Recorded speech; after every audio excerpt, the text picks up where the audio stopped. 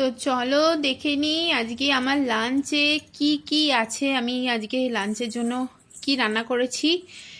আমি যা রান্না করেছি বরকেও সেই রান্নাই আমি লাঞ্চে প্যাক করে দিয়েছি। তো এখানে আছে ভাত, আর আমি এইটুকুই ভাত খাই, বেশি ভাত আমি খেতে পারি না। আর এখানে আছে ধনেপাতা দিয়ে মসুর ডাল, আর এখানে আলু ফুলকপি আর ডিম দিয়ে ঝোল।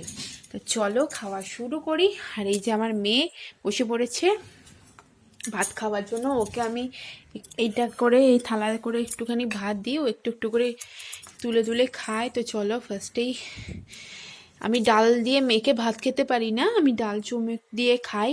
তো চলো খাওয়া শুরু করি, তোমরাও খাওয়া শুরু করে দাও। আর তোমরা লাঞ্চে কি কি খেলে আজকে আমাকে জানিও। তো চলো টাটা।